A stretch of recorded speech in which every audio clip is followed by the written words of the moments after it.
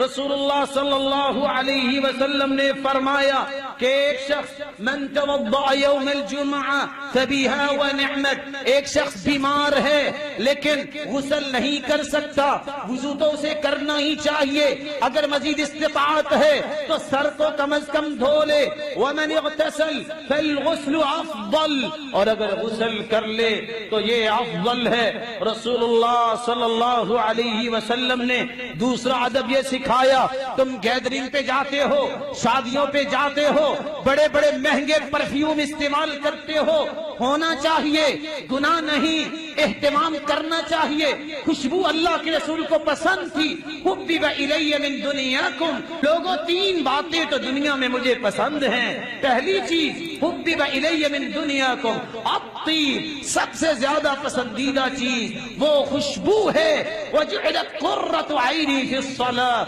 اور میری آنکھوں کی ٹھنڈک اللہ تعالیٰ نے نماز کو بنا دیا۔ اور تیسری بات المرأۃ الصالحہ، نیک عورت دنیا میں مجھے بہت پسند ہے۔ رسول اللہ صلی اللہ علیہ وسلم نے فرمایا دوسرا ادب یہ ہے غسل کرنے کے بعد خوشبو لگاؤ، اور تیسرا ادب یہ ہے لباس لبس من احسن ثیابی، پھٹا پرانا لباس نہیں، یہ دھوکے والا تقوی، یہ صوفیانہ تقوی، شریعت میں اس کی کوئی قدر نہیں، بلکہ اللہ کے رسول کا فرمان ہے من لبس لباس الشہرہ، جو شہرت کا لباس پہنتا ہے، مال ہے، نعمت ہے، سب کچھ ہے، لیکن پھٹا پرانا لباس پہن کر متقی ثابت کرنا چاہتا ہے، البسہ اللہ ثوب مذلہ، قیامت کا دن ہوگا اس جھوٹے دعوے کی وجہ سے ذلت کا لباس اس کو پہنایا جائے گا، ثم یلہب فیہ النار، پھر اس کے لباس میں آگ لگا دی جائے گی۔ تو دنیا کے اندر جھوٹے اپنے آپ کو پیش کرتا تھا، اللہ کے پیغمبر کا فرمان ہے ان اللہ یحب ان یری اثر نعمتہ علی عبدہ، اللہ اس بات کو پسند کرتے ہیں جس کو نعمتوں سے نوازا ہے اس نعمت کا وہ اظہار کرے۔ اگر شادی پہ اچھا لباس پہن سکتا ہے، منگنی پہ جاتے وقت پہن سکتا ہے، کھانا کھانے کے لیے پہن سکتا ہے، یہ عید کا دن ہے، سب سے اچھا لباس جمعے کے دن پہنے، غسل کرنے کے بعد اچھا لباس پہنے، خوشبو لگائے، والسواک، اور مسواک کرے۔ رسول اللہ صلی اللہ علیہ وسلم نے یہاں تک فرما دیا کہ اگر انسان کے پاس خوشبو نہیں ہے تو اسے اپنے بالوں کو درست کرنے کے لیے وَيَدَّهِنَ مِن دُهْنِ، اپنے بالوں کو کم از کم تیل لگا لے، اتنا مال نہیں کہ خوشبو لائے۔ وَكَانَ يُكْسِرُ تَسْرِيحَ لِحْيَتِهِ، آپ اپنی داڑھی مبارک کے بالوں کو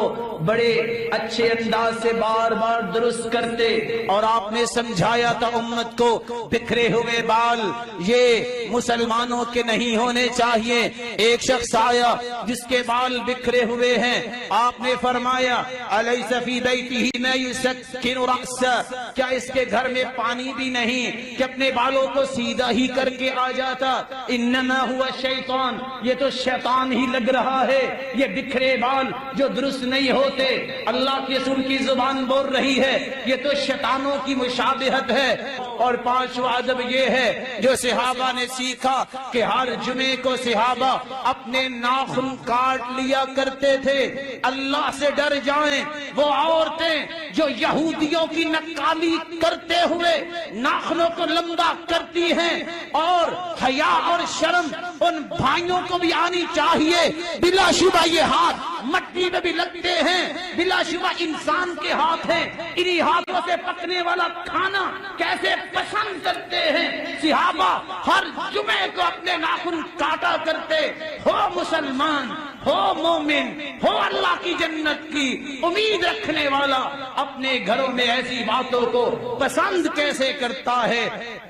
رسول اللہ صلی اللہ علیہ وسلم نے چھٹا ادب یہ بیان کیا ہے کہ جب انسان مسجد میں آئے جلدی مسجد میں آ کے بیٹھ جائے، اور بیٹھے کہاں؟ امام کے قریب۔ کان رسول اللہ صلی اللہ علیہ وسلم اذا استوى على المنبر استقبلناه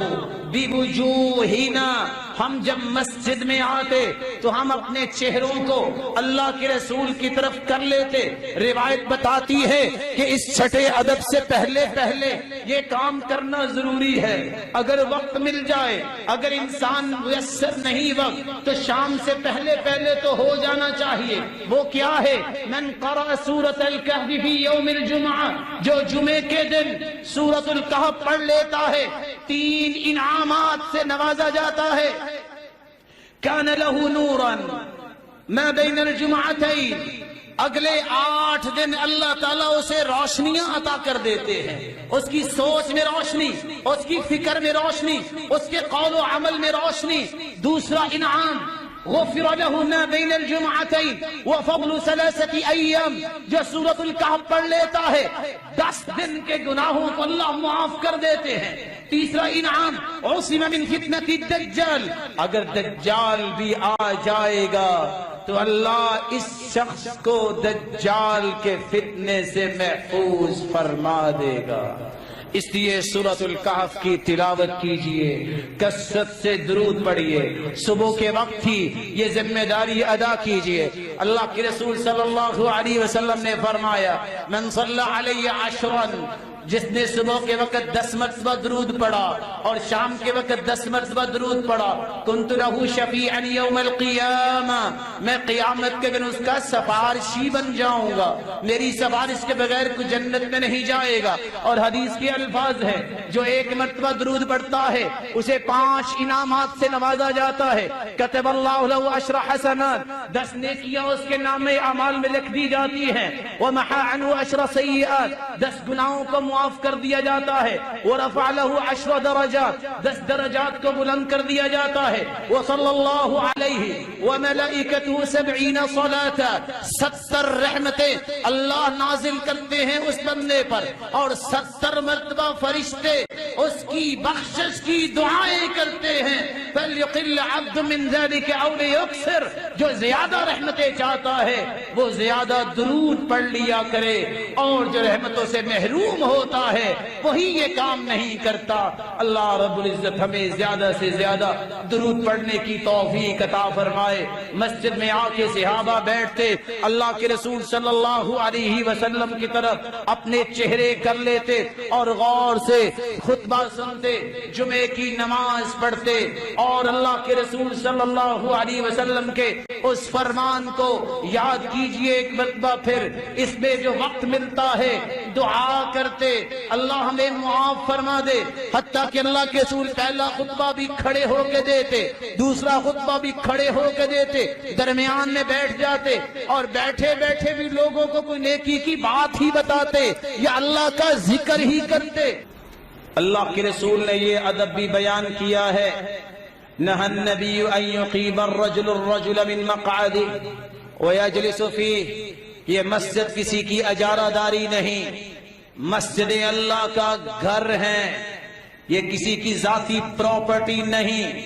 یہاں کسی چودھری اور غریب میں کوئی فرق نہیں، یہ ایک بہت بڑا انصاف اور عدل کا نمونہ ہوتی ہے۔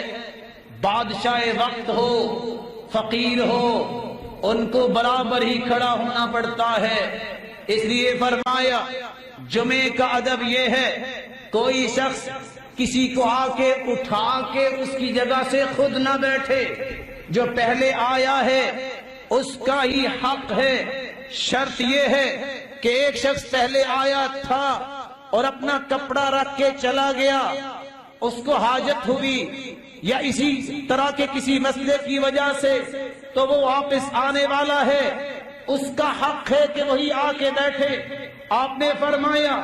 اس طرح کسی کو کسی کی جگہ سے مت اٹھاؤ، کوئی ہز ایکسیلنس ہے وہ وقت پہ آئے، کوئی سو کالڈ ہے تو وقت پہ آئے، کوئی بڑا ہے تو وہ بڑا ہے جو سب سے پہلے آتا ہے۔ سعید بن مسیب بنو، جو کہا کرتے تھے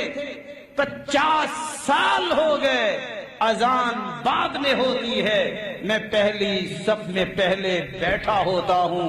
رسول اللہ صلی اللہ علیہ وسلم نے مسلمانوں کو یہ ادب سکھایا تھا، اگر جمعہ پڑھتے پڑھتے کسی کو اونگ آ جائے، اونگ کیسے آتی ہے؟ جب انسان اپنے دونوں قدموں کو اس طرح پکڑ کے بیٹھتا ہے، گھٹنوں کو، نہا رسول اللہ صلی اللہ علیہ وسلم عن الحبوہ والامام یخطب، اللہ کے رسول صلی اللہ علیہ وسلم نے حبوہ کی طرح بیٹھنا منع کیا ہے۔ جب انسان دونوں گھٹنوں کو پکڑ کے بیٹھتا ہے، اس بیٹھک سے ہی منع کر دیا، لیکن پھر بھی اگر نیند آ رہی ہے تو حکم یہ ہے اذا نعس احدكم وهو في المسجد فليتحول من مجلسه ذلك الى غيره، جب تم میں سے کسی کو اونگ آئے اس کو چاہیے کہ اپنی جگہ سے اٹھے اور دوسری جگہ پہ چلا جائے، اس کو سنت زندہ کرنے کا ثواب اللہ رب العزت نصیب فرمائیں گے۔ جمعہ مکمل ہوتا ہے، جمعے کے بعد رسول اللہ صلی اللہ علیہ وسلم کا فرمان ہے، جمعے کے بعد جمعہ پڑھنے والے کو 4 رکعتیں پڑھنی چاہیے۔ من صلی الجمعہ فلیصلی بعدها 4، جو جمعے کی نماز کو پڑھتا ہے، حاضر ہوتا ہے، اسے جمعے کے بعد، جمعے کی نماز کے بعد 4 رکعتیں پڑھنی چاہیے۔ اور حدیث کے الفاظ ہیں، ابو ہریرہ رضی اللہ تعالی عنہ روایت کرتے ہیں کہ جب تم میں سے کوئی جمعہ پڑھے فَلْيُصَلِّ 4، اگر وہ جلدی میں ہے، فَإِنْ عَجَّلَ بِكَ شَيْءٌ فَصَلِّ رَكَعَتَيْنِ فِي الْمَسْجِدِ وَرَكَعَتَيْنِ إِذَا رَجَعْتَ، اگر جلدی ہی ہے 2 مسجد میں پڑھ لو، 2 گھر جا کے پڑھ لو، جیسا کہ صحیح مسلم کی روایت ہے۔ رسول اللہ صلی اللہ علیہ وسلم کے صحابی ابو حازم روایت کرتے ہیں، اللہ کے رسول صلی اللہ علیہ وسلم نے مسجد میں جمعہ پڑھانے کے بعد 2 رکعتیں پڑھی، وصلی فی بیتہ رکعتین، اور 2 رکعتیں گھر جا کے پڑھی۔ جمعے کا ادب یہ ہے،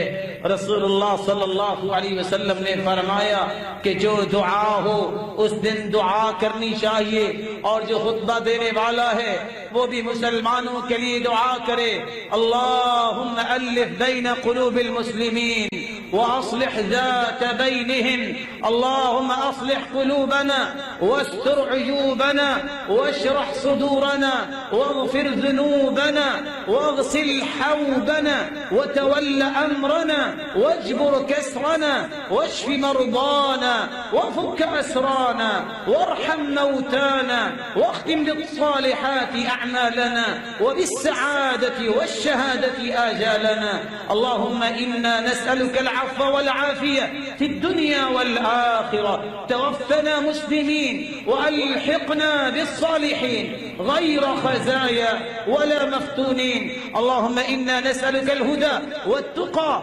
والعفاف والغنى، اللهم إنا نعوذ برضاك من سخطك وبمعافاتك من عقوبتك، وبك منك لا نحصي ثناء عليك أنت كما أثنيت على نفسك، اللهم اجعل القرآن العظيم ربيع قلوبنا ونور صدورنا وجلاء أحزاننا وذهاب همومنا وغمومنا برحمتك يا أرحم الراحمين، اللهم صل على محمد وعلى آل محمد كما صليت على إبراهيم وعلى آل إبراهيم إنك حميد مجيد، اللهم اغفر لنا ولوالدينا ولأساتذتنا ولمشايخنا ولمن أوصانا واستوصانا ولمن له حق علينا يا رب العالمين، اللهم رحماك يا رب، اللهم انصر المستضعفين في كل مكان، اللهم انصرهم نصرا عزيزا، اللهم كن لهم مؤيدا ونصيرا، ربنا آتنا في الدنيا حسنة وفي الآخرة حسنة وقنا عذاب النار، وصل اللهم وسلم على نبينا محمد وعلى آله وصحبه أجمعين برحمتك يا أرحم الراحمين.